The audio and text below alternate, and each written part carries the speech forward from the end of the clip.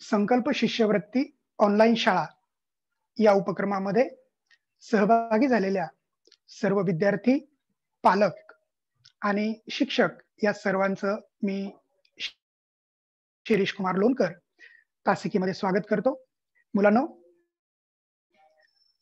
मागील जवळपास 25 दिवसापासून आपण संकल्प शिष्यवृत्ती ऑनलाईन शाळा या उपक्रमातून शिष्यवृत्तीचा अभ्यास करत आहोत. आजच्या 25व्या दिवशी मी आपल्यासोबत बुद्धिमत्ता या विषयाची चर्चा करणार आहे. पहा, बुद्धिमत्ता या विषयामध्ये आपण आतापर्यंत 3 घटकांचा अभ्यास केलेला आहे. आज आपण चौथा जो घटक आहे या नवीन चौथ्या घटकाविषयी आपण अभ्यास करणार आहोत. त्या चौथ्या घटकाचं नाव आहे क्रम.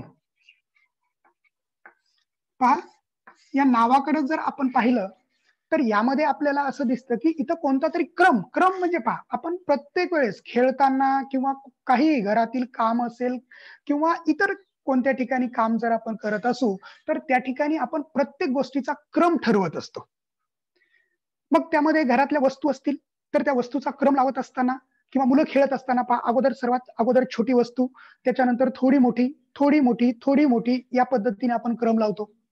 गणिती भाषेमध्ये आपण त्याला चढता आणि उतरता क्रम असं म्हणतो. या ठिकाणी बुद्धिमत्ता या इथं थोडस चुकलं आपलं. बुद्धिमत्ता, पहा, या बुद्धिमत्ता या विषयामध्ये आपल्याला क्रम हा एक स्वतंत्र घटक दिलेला आहे आणि या घटकामध्ये आपल्याला जवळपास 5 उपघटक दिलेले आहेत. आतापर्यंत आपण आकलन पाहिलं, वर्गीकरण पाहिलं आणि त्याच्यानंतर आपण समसंबंध हा घटक पाहिला. या सर्वांमध्ये आपल्याला आकलनमध्ये 3 उपघटक होते, बाकीच्या 2 घटकामध्ये आपल्याला 4 उपघटक होते, तर याच्यामध्ये आपल्याला जवळपास 5 उपघटक दिलेले आहेत. या 5 उपघटकांपैकी पहिला जो उपघटक आहे तो पहिला उपघटक म्हणजेच संख्या आहे. पहा, या संख्या या उपघटकाची आज आपण माहिती पाहणार आहोत. मग क्रम आणि तोही संख्येमध्ये, संख्येवर आधारित आपल्याला प्रत्येक उपघटकामध्ये किंवा प्रत्येक घटकामध्ये जेव्हा आपल्याला प्रश्न येतात त्यावेळेला लक्षात ठेवा, संख्या म्हटलं की यामध्ये आपण गणित विषयामध्ये जेवढ्या क्रिया संख्येसोबत करतो, संख्येसोबत केल्या जाणाऱ्या गणित विषयातील सर्व क्रियांचा यामध्ये विचार करायचा असतो. मग त्यामध्ये संख्या दिलेली असताना क्रम काय असेल यामध्ये, तर त्यासाठी एखाद्या संख्येच्या वर्ग संख्या दिलेल्या असतील, घन संख्या असतील किंवा मूळ संख्या असतील, संयुक्त संख्या असतील, समसंख्या असतील, या सर्व गोष्टींचा त्याचबरोबर दिलेल्या संख्येमधील अंकांची बेरीज असेल, अंकाची वजाबाकी असेल किंवा दिलेल्या अंकांचा गुणाकार करून पुढची संख्या आलेली असेल, अशा गणिताच्या बाबतीमध्ये जेवढ्या क्रियांचा आपण विचार करतो किंवा गणितामध्ये जेवढ्या क्रियांचा आपण अभ्यास करतो, या सर्वच्या सर्व क्रियांचा संबंध या क्रम मध्ये संख्या या उपघटकाशी आपल्याला लावायचा आहे. मग अगोदर समजून घेऊयात की क्रम या घटकामध्ये आपल्याला कशा प्रकारचे प्रश्न येतात. तर पहा, यामध्ये मागील घटकामध्ये आपण जेव्हा प्रश्न पाहिले तर त्यामध्ये आपल्याला वेगळ्या स्वरूपाचे, पहा, प्रत्येक घटकामध्ये वेगवेगळ्या स्वरूपाचे आहेत. क्रमामध्ये काय केलं जातं तर यामध्ये आपल्याला अशा जवळपास 3-4 संख्या दिल्या जातात आणि यामध्ये सर्वात शेवटी प्रश्नचिन्ह दिलं जाईल किंवा कधी कधी तुम्हाला याच्या ऐवजी समजा इथं जरी प्रश्नचिन्ह असेल तर पुढे एक संख्या दिलेली असेल. आपण उपघटकच पाहतोय संख्या, म्हणून या प्रश्नामध्ये आपल्याला सर्वच्या सर्व संख्याच दिलेल्या असतील. मग असा प्रश्न दिलेला असताना तुम्हाला खाली पर्याय दिलेले असतात, 4 पर्याय, 1, 2, 3 आणि 4. तर मग इथं प्रश्न काय असतो तर पहा, या ठिकाणी दिलेल्या संख्या या विशिष्ट क्रमाने आहेत तो क्रम ओळखून प्रश्नचिन्हाच्या जागी येणारी संख्या पर्यायामधून निवडा. मग ज्या वेळेला आपल्याला असा प्रश्न दिलेला असतो त्यावेळेला या प्रत्येक पदाचा एकमेकांशी संबंध असतो आणि हा संबंध यालाच आपण टप्प्याटप्प्याने येणारी संख्या म्हणू शकतो. तो मुख्यतः तो टप्पा कोणता आहे हा टप्पा आपल्याला याच्यामध्ये ओळखायचा आहे. वर्गीकरण जो आपण पाठीमागे जो घटक पाहिला त्या वर्गीकरणामध्ये आपण त्यांचा गट करत होतो, पण इथं दिलेल्या सर्वच्या सर्व संख्याच एक गट असतात. त्याच्यामध्ये टप्प्याने येणारी संख्या आपल्याला ओळखायची असते. मग हा प्रश्न जो विचारलेला असतो हे प्रश्नचिन्ह जे असतं ते प्रश्नचिन्ह तुम्हाला कुठेही येऊ शकतं. कधी तुम्हाला दिलेल्या संख्येच्या सर्वात शेवटी येईल, कधी ते मध्यभागी येईल, कधी कधी तर प्रश्नचिन्ह तुम्हाला सुरुवातीलाच दिलेलं असतं.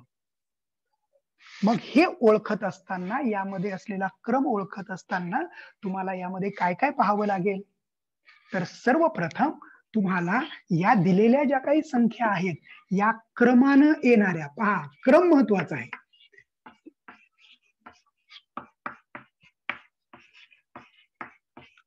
तुम्हाला यामध्ये दिलेल्या संख्या ह्या क्रमानं येणारे वर्ग असतील किंवा घन असतील, मूळ संख्या असतील, अशा पद्धतीचा संबंध याच्यामध्ये असेल हे लक्षात ठेवा. किंवा कधी कधी पहा या ठिकाणी जेव्हा प्रश्न विचारला जातो हा क्रम काय आहे यांच्यामध्ये हा शोधताना कधी कधी तुम्हाला पहिली संख्या दिलेली आहे तर या संख्येमध्ये एखाद्या विशिष्ट संख्येची बेरीज केलेली असेल. उदाहरणार्थ इथं 5 दिले, 5 मध्ये 2 ची बेरीज केली 7 आले. पुन्हा हाच क्रम पुढे ठेवला, 7 मध्ये 2 ची बेरीज केली 9 आले, 9 मध्ये पुन्हा 2 ची बेरीज केली 11 आले. याच्यावरून इथं येणारी हा क्रम लक्षात ठेवा. इथं 2 ची बेरीज केली म्हणून इथं सुद्धा तुम्ही 2 ची बेरीज करा आणि येणारी संख्या या ठिकाणी संख्या येईल 13. अशा पद्धतीनं तुम्हाला दिलेल्या संख्येत पहिल्या संख्येमध्ये कोणत्या तरी संख्येची बेरीज करून पुढची संख्या आलेली असेल हा क्रम याच्यामध्ये असू शकतो. किंवा कधी कधी याच्यामध्ये एखाद्या संख्येची वजाबाकी करून पुढची संख्या आलेली असेल हे सुद्धा याच्यामध्ये पाहायला विसरायचं नाही. फक्त नुसते वर्ग, घन, मूळ संख्या एवढंच नव्हे तर दिलेल्या संख्येमध्ये एखाद्या संख्येची बेरीज केलेली असेल, एखाद्या संख्येची वजाबाकी केलेली असेल किंवा एखाद्या संख्येचा गुणाकार सुद्धा केलेला असू शकतो. मग तो गुणाकार कसा असेल पहा, म्हणजेच पाढ्यामध्ये येणारी संख्या त्यालाच आपण पटीतील संख्या म्हणतो. समजा इथं 5 दिले, इथं 10 दिले, म्हणजेच या 5च्या पटीतील संख्या आहेत, म्हणजेच इथं गुणाकार झालाय. पहा इथं गुणिले 2 10 आला की नाही, 5च्या पटीतली 5 गुणे 10. पुन्हा या संख्येला गुणिले 3 15. अशा पद्धतीनं पटीतील संख्या सुद्धा तुम्हाला दिलेल्या असू शकतात, म्हणजेच पाढ्यातल्या संख्याही असू शकतात. यामध्ये आणखी एक महत्वाची गोष्ट की तुम्हाला दिलेले जे काही संख्या आहेत त्या विशिष्ट संख्येने पूर्ण भाग जाणाऱ्या संख्या सुद्धा असू शकतात. आपण गणिताच्या तासिकेमध्ये आपण कसोट्या पाहिल्या होत्या, त्या कसोट्या सुद्धा इथं लावून तुम्हाला पाहाव्या लागतील. पहा संख्या म्हटलं की मी अगोदरच तुम्हाला सांगितलं की गणितामध्ये येणाऱ्या सर्वच्या सर्व क्रिया इथं पडताळून पाहायच्या आणि क्रम काय आहेत हे आपण ओळखून काढायचा. आणि अशा पद्धतीचे प्रश्न क्रम या घटकातील संख्या या उपघटकामध्ये आपल्याला येतात. मग यामध्ये हा क्रम ओळखण्यासाठी तुम्ही ह्या गोष्टी पहा, पडताळून पहा, गुणाकार आहे का, भागाकार केलाय का, पटीतील म्हणजेच एखाद्या पाढ्यातील संख्या आहे का, वर्ग संख्या क्रमानं आल्यात का, मूळ संख्या क्रमानं आलेल्या आहेत का, या सर्व गोष्टीचा इथं विचार करा आणि नंतर तो क्रम ओळखून प्रश्नचिन्हाच्या जागी येणारी योग्य पर्याय खालच्या 4 पर्यायामधून निवडायचा आणि या ठिकाणी लिहायचा. पहा मुलांनो, यामध्येच आपल्याला इथं सुद्धा कधी कधी तुम्हाला अचूक 2 पर्याय निवडा असे सुद्धा काही प्रश्न दिलेले असतात. मी तुम्हाला अगोदरच्या तासिकेमध्ये सांगितलं होतं की अचूक 2 पर्याय निवडा असा जर प्रश्न आपल्याला दिलेला असेल तर तुम्हाला त्या प्रश्नाच्या खाली तसं दिलेलं असतं की अचूक 2 पर्याय निवडा. हे व्यवस्थितपणे पाहायचं आणि प्रश्न सोडवायचे. आता आपण अशाच काही प्रश्नांचा सराव सुद्धा करूयात की इथं कशा पद्धतीने आपल्याला परीक्षेमध्ये प्रश्न येऊ शकतात. करायचा काही प्रश्नांचा सराव. चला पहा, या ठिकाणी पहिला प्रश्न तुम्हाला दिलाय 73 14. पहा 73 त्यानंतर संख्या आली 14. आता 14च्या नंतर संख्या आलेली आहे 87. 87च्या नंतर 101 आणि त्यानंतर इथं येणारी संख्या आपल्याला काढायची आणि पुन्हा तिच्या पुढची संख्या या ठिकाणी दिलेली आहे 289. हा आहे आपल्याला दिलेला प्रश्न. आता मी याचे पर्याय लिहितो, तोपर्यंत तुम्ही इथं विचार करा की इथं काय प्रश्नामध्ये आपल्याला काय क्रम असेल. पर्याय क्रमांक 1,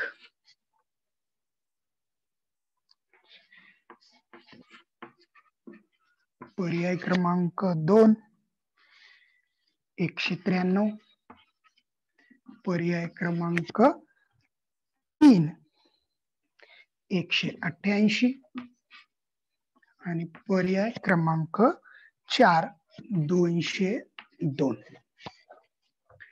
पहा मुलांनो, या ठिकाणी आपल्याला जो प्रश्न दिलेला आहे या प्रश्नामध्ये काही संख्या आपल्याला या ठिकाणी मांडून दिल्यात क्रमाने. यामध्ये 73 14 87 101 त्यानंतर प्रश्नचिन्ह आणि त्याच्यानंतर 289 ही संख्या या ठिकाणी दिलेली आहे. तर आता या संख्या पाहत असताना या प्रश्नचिन्हाच्या जागी येणारे संख्या आपल्याला खालच्या पर्यायामधून निवडायची. मग क्रम पाहत असताना इथं पहा, सुरुवातीला पाहायला गेलो तर या कोणाच्या वर्गसंख्या आहेत हे आपल्याला संख्या पाहिल्याच आपल्याला लक्षात येतं की या वर्गसंख्या नाहीत. म्हणूनच मी तुम्हाला प्रत्येक तासिकेला सांगतोय की तुम्हाला कमीत कमी 30 पर्यंतचे वर्ग हे तोंडपाठ पाहिजे. संख्या पाहिली की लक्षात यावं वर्गसंख्या आहे का वर्गसंख्या नाही का. त्यानंतर 10 पर्यंतचे घन. आता पहा 73 आणि 14 या दोघांमध्ये काय संबंध आहे किंवा या दोघांच्या संबंध वरून पुढची संख्या येते का पहा बरं. आपण पाहूयात. आता पहा इथं 73 आहे, इथं 14. या दोघांची बेरीज करा बरं. या दोघांची आपण बेरीज करूया. 4 आणि 3 7, 7 आणि 1 8. पहा पहिली आणि दुसरी संख्या या दोघांची बेरीज केली तर आपल्याला तिसरी संख्या मिळाली. आता हीच पद्धत पुढे लावून पाहूयात. आता या ठिकाणी काय करायचं किंवा मी खाली लिहितो इथं पहा. पहिली संख्या 73 अधिक 14 बरोबर 87 आले. आता पुढं या दोघांची बेरीज करून ही संख्या येते का पहा. आता 87 आले. 87 अधिक 14 7 आणि 4 11 हातचाला 1 8 आणि 2 10. पहा आली संख्या 101. आपल्याला इथं क्रम सापडतो. या दोन संख्यांची बेरीज म्हणजे पुढची संख्या. पुन्हा या दोन संख्यांची बेरीज म्हणजे ही संख्या. मग या ठिकाणची आपल्याला जर संख्या काढायची असेल तर आपल्याला या दोघांची बेरीज करावं लागेल. हा क्रम या ठिकाणी आहे. मागच्या संख्येसोबत पुढच्या संख्येची बेरीज करून 3 क्रमांकाची संख्या. आता बेरीज करूयात. पहा 101 अधिक 87 7 आणि 1 8 0 8 8 1 ला 1 188. पर्यायामध्ये 188 आहेत म्हणजे इथं संख्या येणार 188. पर्याय क्रमांक 3. आणि आणखी एक लक्षात ठेवा मुलांनो, इथं आपल्याला प्रश्न चिन्हाच्या जागी येणारी संख्या सापडली पण त्याच्या पुढे एक संख्या आहे, हे पडताळून पाहायला कधीही विसरायचं नाही. आपल्याला उत्तर पर्यायात सापडलं म्हणून इथं सोडून द्यायचं नाही. मग आता हा जर आपला उत्तर असेल तर या दोघांची बेरीज 101 आणि 188 ची बेरीज आपल्याला 289 आली पाहिजे. ही सुद्धा करून पाहायची. पहा, आलेली संख्या 188 आणि मागची संख्या 101. या दोघांची बेरीज आपल्याला किती आली पाहिजे? 289 आली पाहिजे. येते का? पहा, 8 आणि 1 9, 8 ला 8, 1 आणि 1 2 आली 289. म्हणून आपलं या प्रश्नाचं उत्तर आहे पर्याय क्रमांक 3. अशा पद्धतीने या प्रश्नामध्ये दोन संख्यांची बेरीज करून तिसरी संख्या आली, पुन्हा या दोन संख्यांची बेरीज, पुन्हा या दोन संख्यांची बेरीज करून अशा पद्धतीने इथं उत्तर तयार झालेलं आहे. आता आपण पुढचा असाच एक मजेशीर प्रश्न पाहूयात.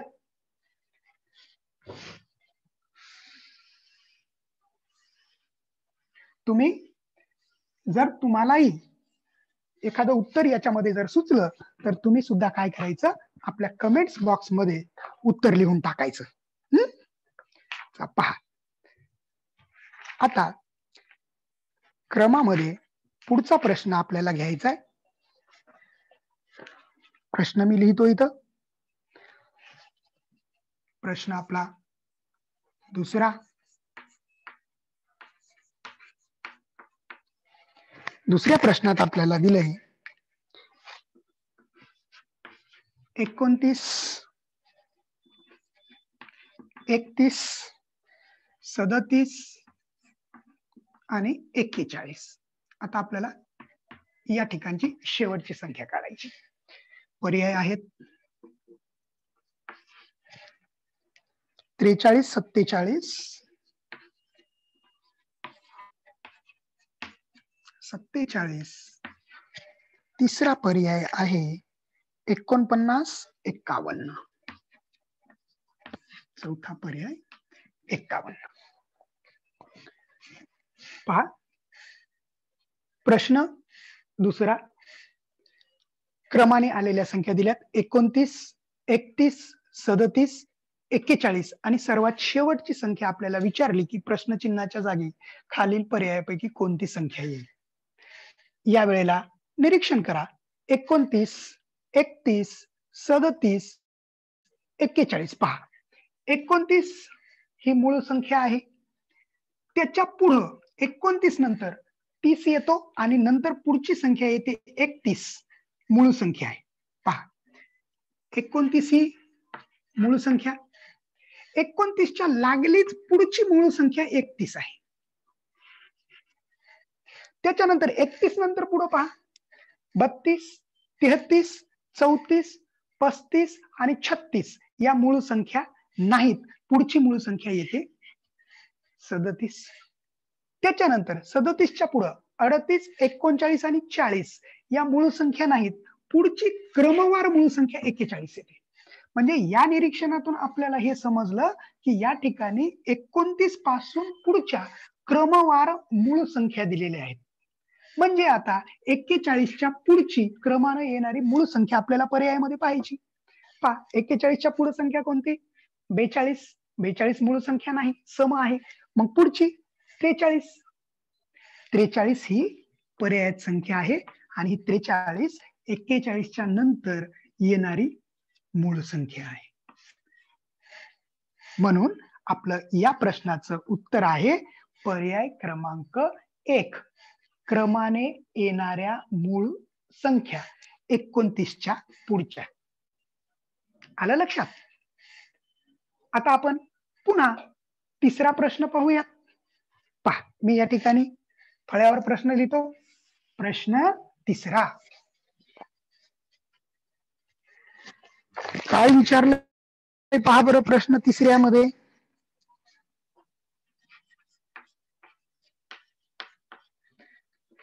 यामध्ये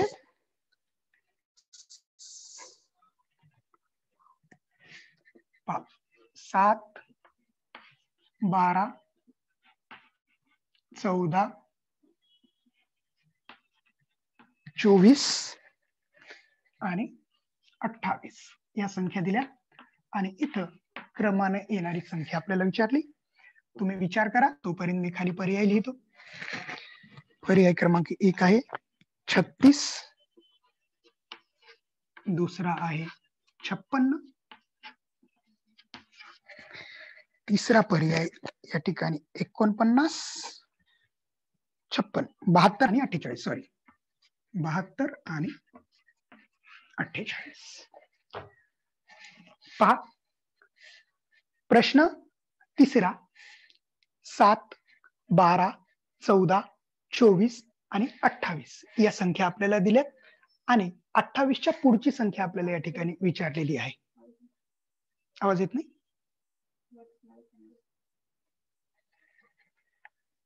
येतोय का? येतोय? हा, बट आवाज येतोय सर्वांना? ओके. काही जणांचा व्हिडिओ दिसतोय हा चालू, तो व्हिडिओ बंद करा बरं प्लीज. चला पहा पुढचा प्रश्न.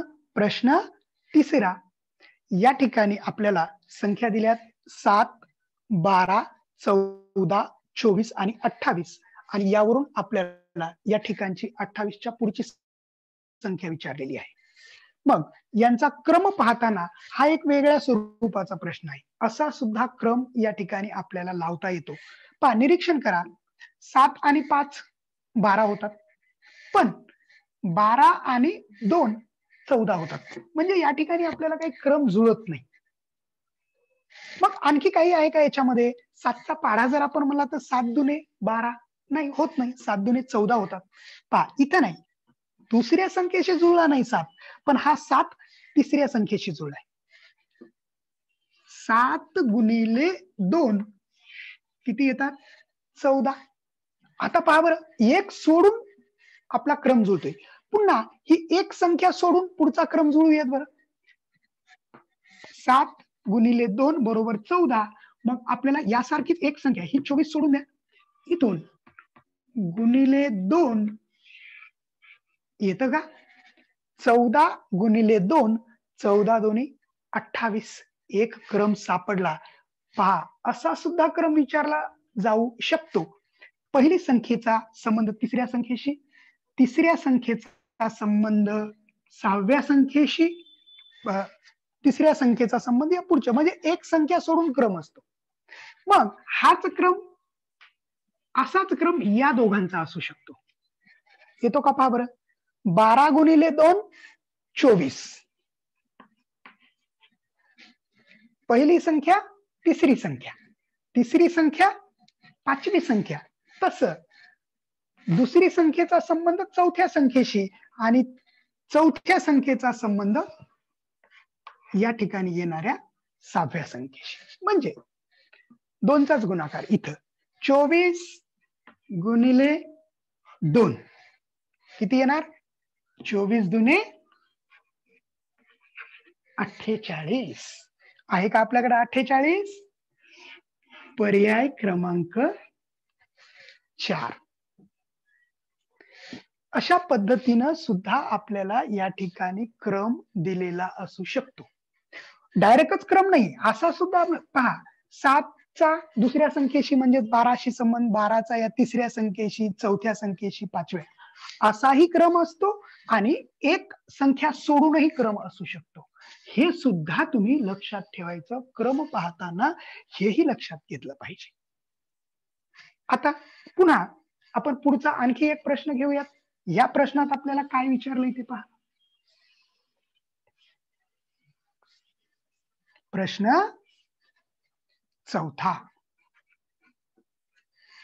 पहा.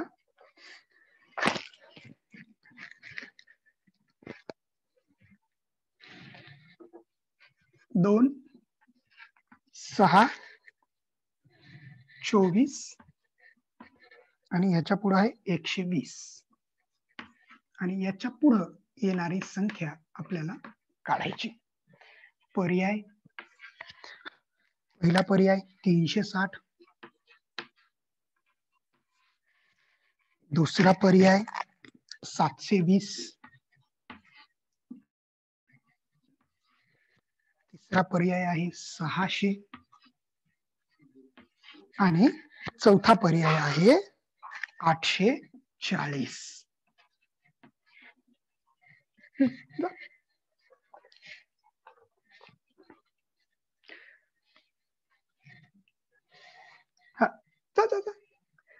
थोडस 1 मिनिट आपण थांबूयात.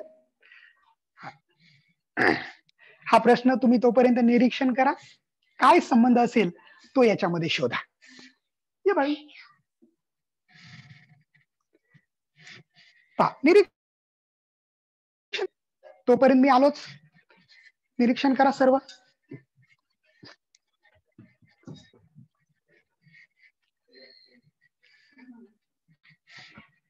प्रश्न चौथा पहा, प्रश्न चौथा, संख्या आहे 2, 6, 24, 120.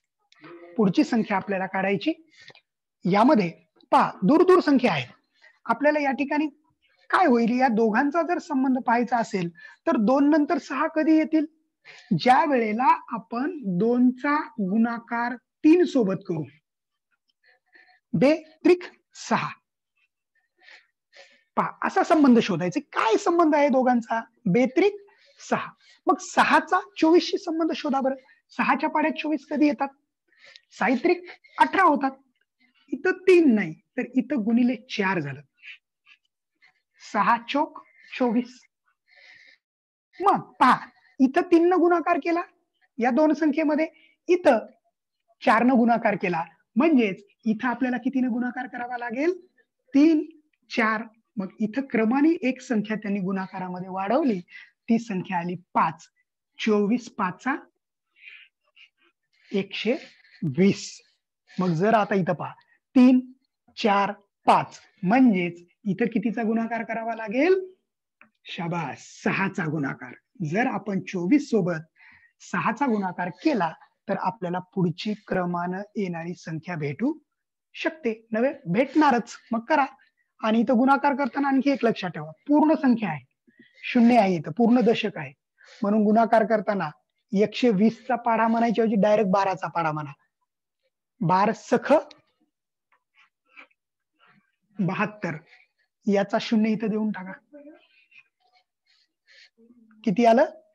120चा पाढा जर आपण 6 पर्यंत म्हणला तर 720 येतं पर्यायामध्ये. पर्याय क्रमांक 2 हे आपलं उत्तर आहे. अशा पद्धतीनं सुद्धा गुणाकार म्हणजेच पटीतील संख्या येऊन आपल्याला पुढचं उत्तर येत असतं. अशा स्वरूपानं आपल्याला बुद्धिमत्ता विषयातील क्रम याच्यामधील उपघटक संख्या या संख्येवर आधारित आपल्याला प्रश्न विचारले जातात, ज्याच्यामध्ये आपल्याला अशा संख्या देतात आणि त्या संख्येमध्ये काय क्रम आहे, कोणता टप्पा आहे, हा टप्पा आपल्याला ओळखायचा असतो आणि हा टप्पा ओळखून प्रश्नचिन्हाच्या जागी येणारी संख्या या पर्यायामधून आपल्याला निवडायची असते. मुलांनो, आज आपण क्रम मधील संख्या हा उपघटक पाहिला.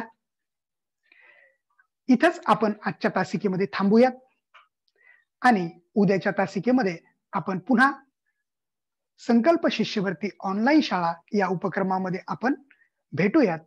तोपर्यंत सर्वांना नमस्कार. आणि आता तुमचे जर काही प्रश्न असतील तर हे प्रश्न आपण आता घेऊयात.